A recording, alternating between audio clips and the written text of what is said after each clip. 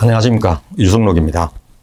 최근 국내뿐만 아니라 전 세계적으로 스태그플레이션에 대한 공포가 엄습해오고 있습니다. 관련해서 오늘은 스태그플레이션의 어떤 가능성과 이것이 철강 산업에 어떠한 영향을 미치게 되고 어떻게 대응해야 되는지에 대해서 살펴보도록 하겠습니다. 아시는 바와 같이 스태그플레이션은 경기 침체와 물가 상승이 동시에 발생하는 그러한 경제적 현상을 말합니다. 사실 세계 경제는 1970년대와 80년대에 두 차례에 걸쳐서 심각한 스태그플레이션을 경험한 바가 있습니다. 2020년 현재에도 현재의 그러한 세계 경제도 과거 오일 쇼크 때와 비슷한 그러한 양상을 보이고 있습니다. 그래서 많은 전문가들이 스태그플레이션으로 발전 가능성을 우려하고 있는 것입니다. 우선 전 세계적으로 물가 상승이 심상치 않습니다. 오일 쇼크 때에도 이미 각국들은 높은 물가 상승으로 어려움을 겪고 있었던 것이었습니다. 미국은 1973년에 6.2%, 일본은 11.5%라고 하는 높은 물가 상승률을 기록하고 있었습니다. 이 고물가는 이전에 각국 정부들이 시행했던 경기 확장 정책의 결과였습니다. 이러한 상황에서 오일 쇼크가 발생하자 미국의 물가 상승률은 11.0%로 급등했습니다. 일본은 무려 23.2%로 상승했습니다. 물가 상승률 측면에서 보면 현재의 상황이 오일 쇼크가 발생하기 전의 상황과 매우 유사한 측면이 있습니다. 코로나 팬데믹으로 세계 서플라이 체인이 붕괴되었고 각국들은 코로나 극복을 위해서 금융위기 때보다 4배나 높은 많은 그러한 대규모 자금을 시중에 풀었습니다. 그 결과 작년 하반기부터 본격적으로 물가가 상승하기 시작했습니다.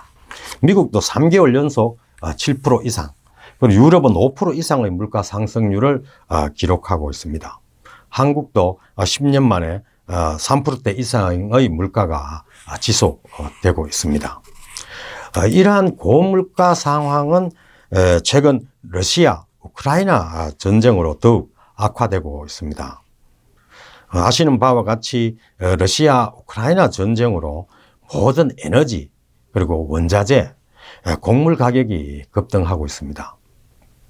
원유 가격은 작년 12월에만 하더라도 70에서 80달러에 불과했었는데요.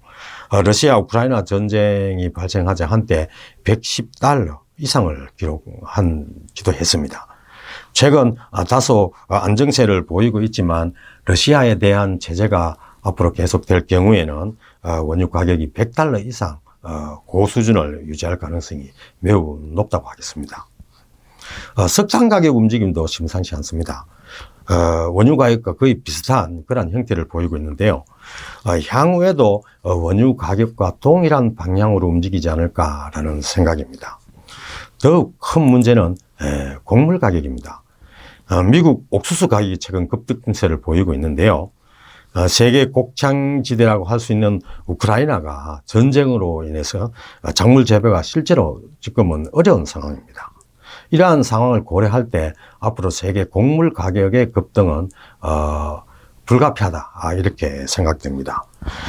오일 쇼크와 마찬가지로 고물가가 되고 있는 이러한 상황에서 비용 인상 인플레이션이 추가될 가능성이 매우 높은 상황이라고 생각됩니다.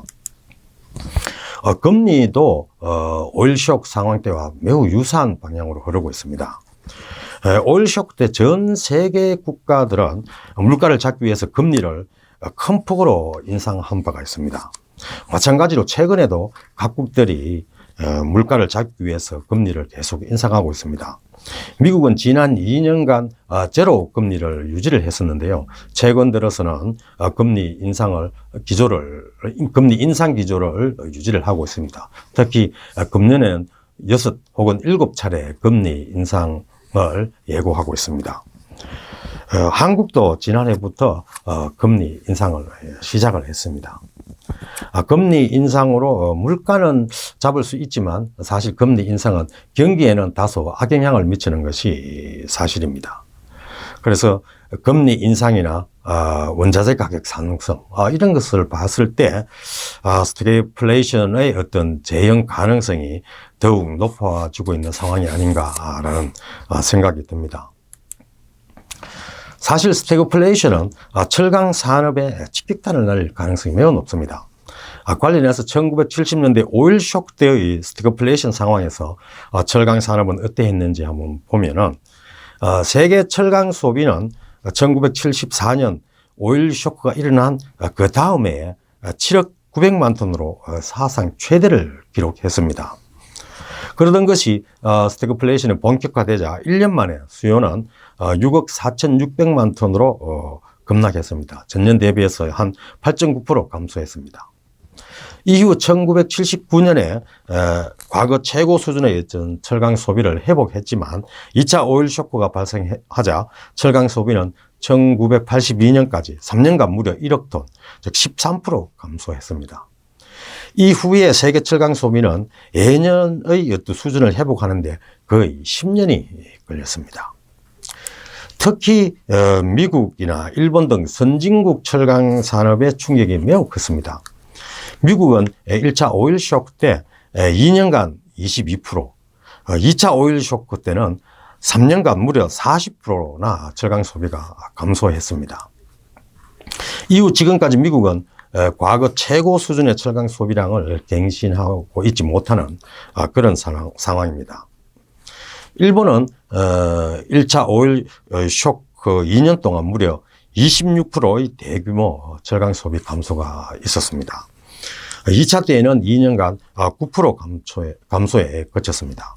1차 오일 쇼크 이후 대대적인 그 생산성 향상 활동이 있었기 때문에 2차 오일 쇼크가 1차 오일 쇼크 때보다는 충격이 조금 덜했다 이렇게 생각됩니다.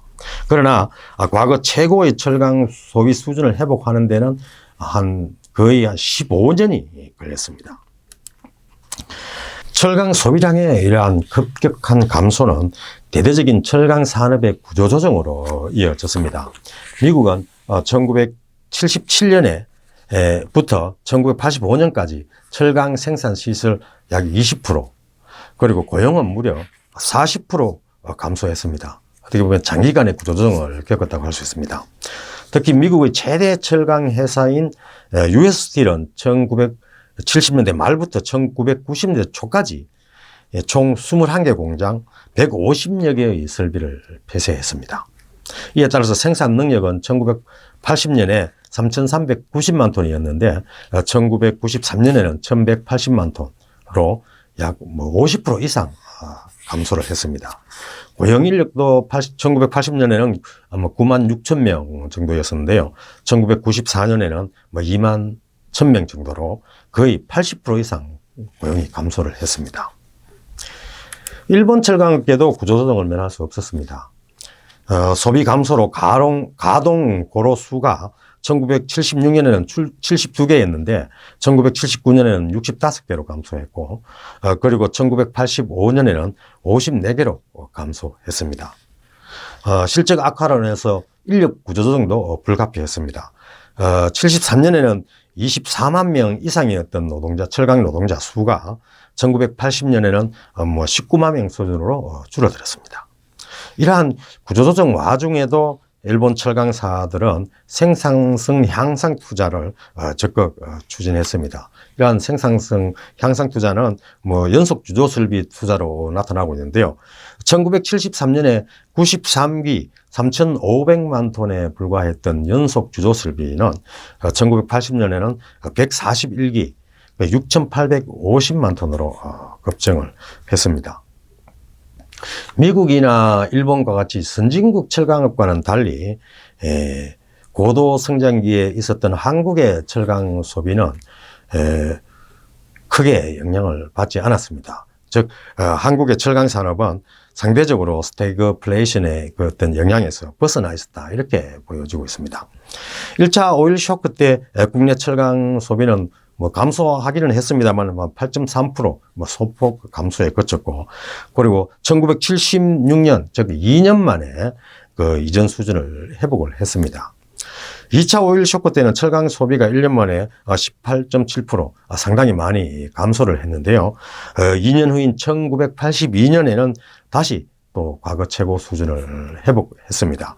오히려 한국 철강업계는 세계 철강 경기 불황을 설비 증설의 기회로 활용을 했습니다. 설비 조달을 일본에서 유럽으로 전환하면서 광양 제철소를 매우 낮은 비용으로 건설하는 기회로 활용을 했습니다. 그러나 현재 한국 철강 산업은 이전에 그러한 2차 오일 쇼크 때와는 다른 그러한 상황입니다. 현재는 그때의 선진국들과 같은 성장 단계에 있다. 즉 성장이 멈추고 성숙 혹은 쇠퇴기에 접어들어 있는 그런 상황입니다.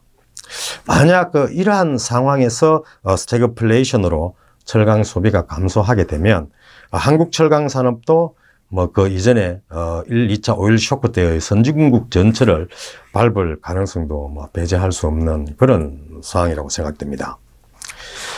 스태그플레이션은 에너지, 원자재 등의 가격 상승으로 생산 비용이 상승을 하고 이것이 제품 가격으로 전가되어서 소비 부진과 생산 침체로 이어지는 경우에 야기됩니다. 이러한 측면에서 봤을 때 최근 원자재 가격 상승과 국내 철강제 등 각종 소재 가격의 연쇄적인 인상이 비용 인상 인플레이션과 스태그플레이션 가능성을 높이고 있다. 이렇게 할 수 있습니다. 국내에서는 금년 초부터 원료 가격 상승이 철강제 가격 상승으로 이어지고 있는 그런 상황입니다. 이미 국내 철강제 가격은 작년 최고치를 초과해서 고점을 계속 높이고 있습니다. 그림에서 보시는 바와 같이 4월 1일 현재 국내 열연 유통 가격은 150만 원을 넘어가고 있습니다. 작년 급격한 가격 상승기의 최고 가격은 열연 유통 가격이 136만 원 수준이었는데요. 이미 그 수준을 넘어서고 있습니다. 그러나 국내 철강 가격이 미국이나 유럽 등 선진국에 비해서는 낮다고 하지만 사상 최고 수준의 가격을 형성하고 있는 것은 사실입니다. 그리고 가격 상승 속도가 최근 들어서 매우 빨라지고 있다. 이렇게 생각됩니다. 어떻게 보면 철강 수요 업체들의 가격 부담도 동일하게 높아지고 있다. 이렇게 보여집니다. 이러한 철강 가격의 급등으로 인해서 최근 국내에서의 철강 수요 산업들의 그러한 동향이 좀 심상치 않습니다. 건설 자재값의 동시 폭등으로 인해 가지고 건설 현장이 셧다운 될 수도 있다라고 하는 우려가 나오고 있고요. 자동차 시장도 러시아 우크라이나 전쟁으로 위축될 가능성이 높습니다. 공급망 붕괴와 원자재 가격 상승이 판매 가격 상승으로 이어지는 경우에 자동차 수요의 어떤 위축으로도 이어질 가능성이 있겠습니다. 가전업계도 시장 위축과 부품 조달, 어떤 그러한 차질 우려가 지금 제기되고 있는 상황입니다. 이러한 상황에서 앞으로도 계속 추가적으로 철강제 가격이 인상이 이어진다면 철강 수요도 어떤 수요 산업의 침체로 인해서 수요가 감소할 가능성도 있다. 이렇게 우려가 되고 있습니다. 이러한 철강 수요 감소로 이어지지 않도록 하기 위해서 철강 업계는 어떻게 해야 되느냐라는 것이 매우 중요한데요. 우선적으로 가장 먼저 생각할 수 있는 것은 철강 업체들이 비용을 절감을 적극적으로 추진해야 되겠다. 모든 수단을 강구해서 비용 절감을 우선적으로 시행해야 되지 않나라는 생각입니다. 철강 가격을 지속적으로 인상하게 되면 수요 산업도 판매 가격을 인상할 수밖에 없을 것이고 이는 다시 인플레이션을 부추길 것입니다. 결국 건설이나 자동차 가전 등의 어떤 판매 감소로 이어지고 생산 축소로 이어질 가능성이 매우 높습니다. 이는 결국 철강 수요 감소와 생산 감소로 나타나게 되고 전국에는 구조조정으로 발전할 수도 있다. 이렇게 생각됩니다. 아마 이렇게 되면 1, 2차 오일 쇼크 때 선진국 철강 기업들이 겪었던 그러한 구조조정을 우리도 겪을 가능성이 높습니다. 따라서 최대한 비용 절감을 통해서 최종 제품의 가격 인상률을 낮추거나 인상 속도를 늦춰야 하지 않나라는 생각입니다. 그래서 수요 산업의 생산 활동 감축을 최대한 지연시키든가 혹은 줄여야 되겠다 이렇게 생각됩니다. 이렇게 하기 위해서는 정부 차원에서도 기업들의 생산 비용을 줄일 수 있도록 세제 감면 등의 그러한 조치들을 보다 더 적극적으로 취해야 된다 이렇게 생각됩니다. 그렇지만은 현재 국내 철강 산업에 처한 현실이 사실 매우 참담한 것이 사실입니다. 단기적으로 원가 상승 요인만 있는 것이 아닙니다. 중대재해처벌법 시행으로 인해서 안전 관련 비용이 최근 기하급수적으로 늘어나고 있습니다. 그리고 탄소 중립 실현을 위해서도 앞으로 장기적으로 막대한 비용이 소요될 것으로 전망됩니다. 중장기적으로 대규모 비용 상승 요인이 증가하고 있다 이렇게 보여집니다. 만약에 적절하게 대응하지 못한다면 비용 상승이 국내 철강 산업의 위기로 내몰 수도 있을 것으로 생각됩니다. 따라서 정부의 보다 더 적극적인 그런 협력과 지원이 필요한 상황이 아닌가 생각됩니다. 비용 절감 이외에도 지속적으로 철강업계에서는 생산성 향상을 높이는 그러한 노력들이 필요한 것 같습니다. 생산성 향상이 이루어져야지만이 비용 상승에 의한 가격 증가를 좀 완화할 수 있는 그런 여지가 있습니다. 1차 오일 쇼크 때에 일본 철강 업체들이 구조조정을 병행하면서 연주설비 확대와 같은 그러한 생산성 향상을 위한 투자를 보다 더 적극적으로 추진을 했습니다. 아마 일본 철강 업체들이 경쟁력을 유지할 수 있었던 이러한 경험들을 국내 철강 업체들도 좀 참고를 할 필요가 있지 않나라는 생각이 듭니다. 이러한 생산성 향상을 위한 투자를 위해서도 한시적으로 조세 감면 등의 정부 지원이 필요한 실정입니다. 그리고 마지막으로 철강제 가격이 인상되는 시기에는 자칫 사재기 현상이 발생할 수도 있습니다. 이러한 사재기 현상은 가격 인상과 인플레이션을 더욱더 가속화시킬 가능성이 매우 높습니다. 강제적으로 가격을 억제시키는 그러한 정책은 바람직하지 않지만 사재기와 같이 시장 질서를 왜곡시키는 그러한 행위에 대해서는 정부 차원에서 혹은 산업 차원에서 좀 철저하게 관리할 필요가 있지 않나라는 생각입니다. 사재기는 개별 기업 차원에서는 단기적으로는 수익을 볼 수 있지만 장기적으로 사재기 업체들의 부담으로 부메랑이 되어 돌아올 수도 있습니다. 최근과 같이 이자율이 이제 계속 높아지고 있고 이런 경우에는 아무래도 재고 비용이 매우 높아지게 됩니다. 그리고 만약에 스태그플레이션이 예견되는 이러한 상황에서 수요 침체가 발생하게 되면 현금 부족으로 인해서 소위 흑자도산 이런 식으로도 발전될 수 있습니다. 따라서 현재로서는 생산자뿐만 아니라 유통회사, 수요업체 그리고 정부가 모두 다 합심해서 이러한 스태그플레이션 상황에 대처할 수 있는 사전적으로 대처할 수 있는 그런 지혜를 모아야 할 때가 아닌가라는 생각입니다. 예, 감사합니다.